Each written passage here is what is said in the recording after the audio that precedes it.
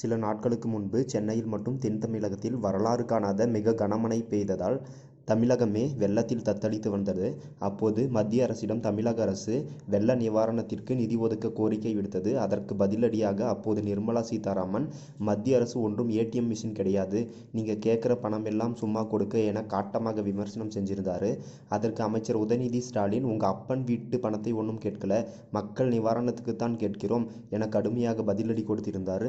இந்த நிலையில் டெல்லியில் நடைபெற்ற செய்தியாளர் சந்திப்பின் போது பேசிய நிர்மலா சீதாராமன், உதயநிதி அப்படிதான் பேசுவாரு, நாங்க சனாதன தர்மத்தை அழிக்க வரவில்லை, முழுமையாக ஒழிக்க வந்துள்ளோம் என பேசினார். மேலும் உதயநிதி அவர் அப்பன் பணத்தை வச்சுட்டு தான் அரசியல் அனுபவித்து வராரு என நாங்கள் கேட்டால் அவருக்கு எப்படி இருக்கும் என கேட்டிருந்தார் நிர்மலா சீதாராமன். இது செய்தி வட்டாரத்தில் ஒரு மிகப்பெரும் சர்ச்சையை ஏற்படுத்தி வந்தது.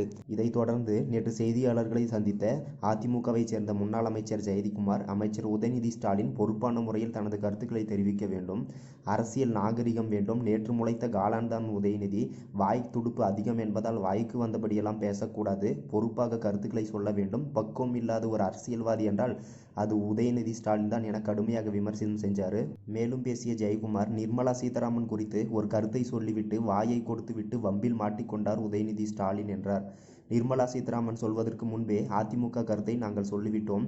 தென் மாவட்டங்களில் வாய்க்கால்கள் குளங்களை தூர்வாரி முறையாக செப்னியிட்டிருந்தால் மழைநீர் தேங்கியிருக்காது. இதற்கு திமுக அரசுதான் முழுமையாக பொறுப்பேற்க வேண்டும் என கடுமையாக விமர்சனம் செஞ்சார். இப்போது சமூக வலைதளங்களில் அமைச்சர் உதயநிதியின் பேச்சுதான் மிகவும் ட்ரெண்டாகி வருகிறது. இந்த நிலையில் உதயநிதி இந்த மாதிரி பேசுவது அவர் அரசியல் எதிர்காலத்திற்கு நல்லதா, இல்லை இது அவர் அரசியல் வாழ்க்கைக்கு முற்றுப்புள்ளியாகுமா என்பதை கீழே உள்ள கமெண்ட் செக்ஷனில் தெரிவிங்கள். மேலும் இதுபோன்ற அரசியல் வீடியோக்களை தொடர்ந்து காண நமது சேனலை சப்ஸ்கிரைப் செய்து கொள்ளுங்கள். நன்றி, வணக்கம்.